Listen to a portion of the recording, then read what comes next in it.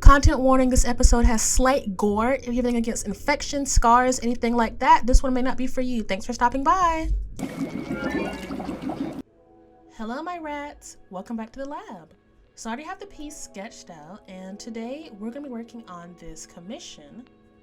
The client wanted this character. I'm not sure if it's like an original character or a Sona, but they wanted this character with another character from a game, Eddie Glueskin.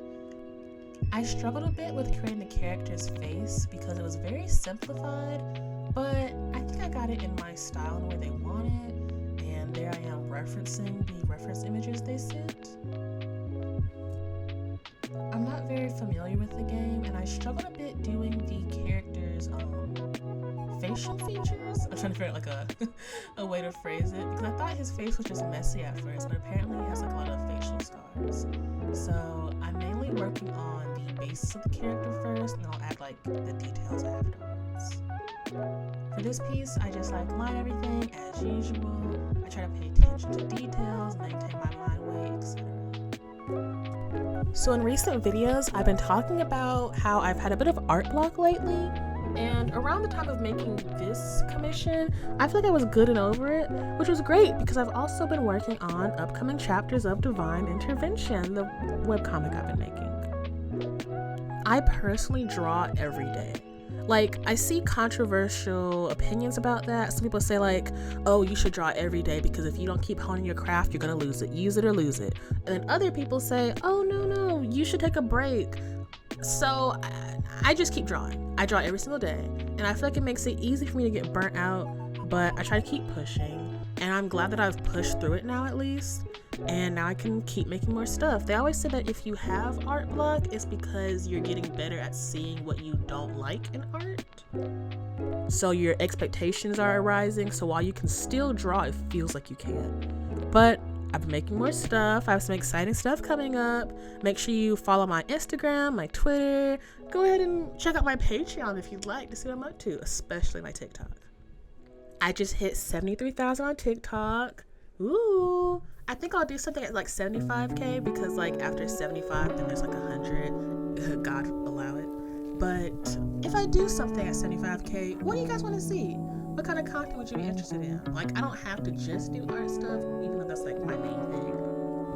But yeah, if you've been paying attention to the piece, I was really struggling with this arm. Like, so my client sent me a pose they want, and when it comes to poses, it feels simple. You know, it's like, oh, okay, they sent you a pose, just do the pose. But not all poses work, especially with like my style or the character they want. So I had to like figure out how to apply that pose to these characters. Like a lot of pose options you see on Pinterest and stuff, the models tend to have very elongated features. They tend to be like very thin, very stick-like.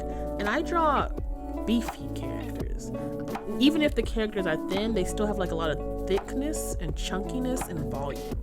So I'd like figure out how to apply that pose to my style and figure out how to get everything done in a way that is aesthetically pleasing, is what they asked for, but is also like what I put out. One thing that is helpful is that both these characters were very thick layers. So sometimes I stress over anatomy and then it's like, okay, finally I have the hand done. And then I have like these big sleeves covering the hand. So it's like, it didn't even matter, but whatever.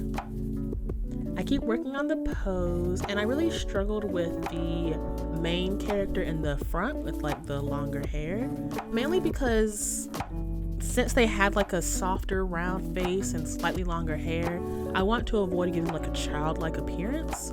So I struggled making sure that they both look like they were like in the same age range, you know? I don't want there to be any services called. But I go over the faces. I want the face, John's face to like he's like pressed up against the person, like cheek to forehead. I was about to say meat to meat. But anyways, I go look over the details, and I have like the fingernails, the gloves. There's like a lot of layers happening, which I like. I like having like layered outfits to draw. I'm going over the suit, kind of suit. I guess you could say there's a tie involved in the vest. I feel like it's a suit. But anyways, I go over everything, add the line work, and this piece was a cel shaded commission. So I'm going in with the details for the line art, and then I randomly pick a color palette, and then I get to work coloring it. And maybe I should like document my process more. I have gotten questions about like what my drawing process is. So maybe like documenting my process would prevent me from forgetting in the future. But I bring in the reference images they sent. You can see here their character. They sent in the pink illustration for like color reference for John's full outfit. So I'm just like pulling from those areas, pulling from my palette. What I do first with this one, typically I like to figure out the palette as I work. But for this one, I just like apply flat colors. I do something a bit different here. I apply the flat colors and I use a tool that I recently learned about, but I'm not quite sure how to use it. You'll see in a bit.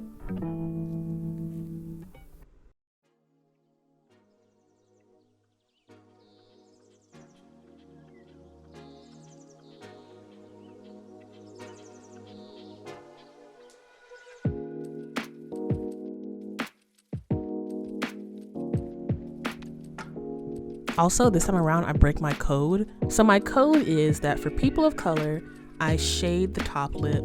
For people lacking color, I shade the bottom lip. But this time around, I forgot about that part. Also, John has like really full lips to be lacking color. So I had to break the rules this time around. But what I did was I put the piece in black and white and I applied a gradient map. And then in the gradient map, I applied the colors from the color palette. That way it would like automatically assign the hues to what I had already like flat colored. And then I lowered the opacity of that. That way everything would be in the color palette I picked. And then like I went ahead and applied a background because I was like, let me go and get this out of the way. Let me get this out of the way and then I can have that done. No need to worry about it later. And at this point, pretty much all the flat colors are done, so then I do the shading. And here's where I do the shading that I meant to do. I forgot how to shade the past two videos. Here's where I do it. I added a gradient on top, I set that gradient to multiply, and then I made a clipping mask, and then I hid that, and I added the basic details of the face, like the tinted eyes, the glossy lids, facial highlights, all those things. And then I go in here and like I add a little bit of the scarring under his eye. I could tell that he had like a scar on his eye, but like the other areas kind of confused me. I thought they were blood. I thought maybe he had hurt somebody. I didn't realize that he was just disfigured. Would that be the term for it? I'm trying to like think of a word that in modern day wouldn't be concerning. I have like a very old-fashioned type of speech. But I continue adding marks and I color the line art.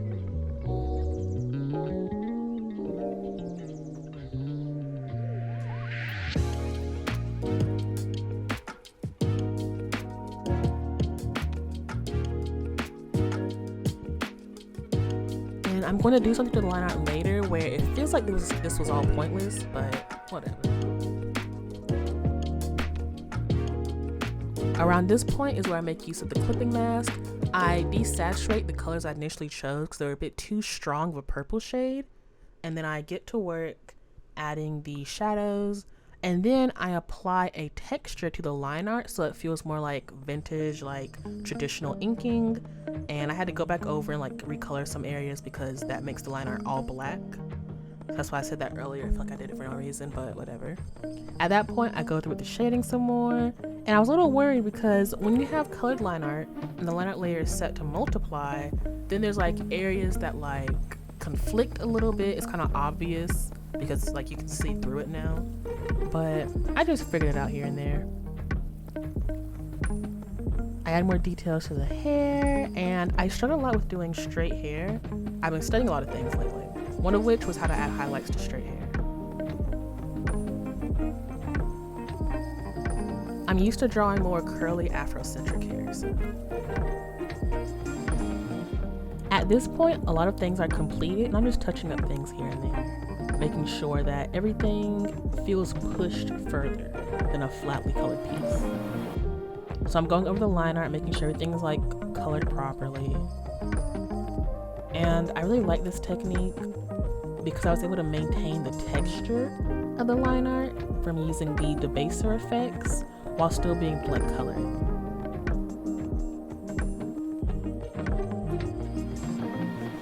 I zoom in more and I touch up the shadows here and there.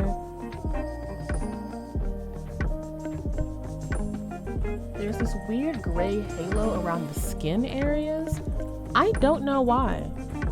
Like, I use a mask in the back, you can see it, and I lightened it up a bit here and there. But the mask is turned black near the end, so the gray parts were a part of my flat colors. I'm not sure where that came from. But I go in here and there, and I start adding halftones and screen tones to add more texture to John's outfit.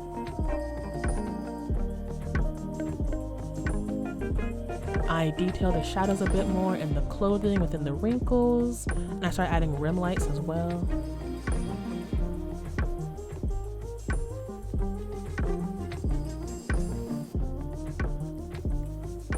I try not to go overboard with how I tint the lips just because I don't want to come off as if they're wearing lipstick or anything.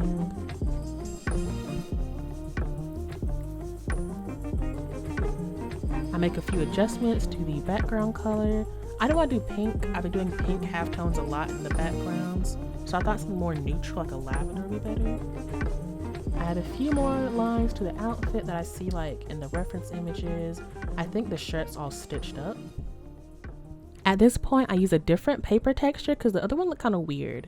So I was like adjusting that, making it look a bit more traditional. I added some blushes, and you can see here, he doesn't have all his scars yet. That's because I checked back with my commissioner and they were like, oh no, here's all the information you know about the scars. But aside from that, I just touch up things here and there. I noticed that in a lot of art I looked up of him, his eyes were still red. Again, I thought that these were just like temporary like states of his body. Like maybe he'd been up all night or he'd been punched in the eye. But after seeing that, I added more. And here's the finished piece. My commissioner liked it a lot. I had to add more pock marks to his face from the infection. So that was like the main warning I had because it's kind of oof. But here's the final piece. Thanks so much for trying with me. Make sure to stretch and drink some water. Until next time, bye.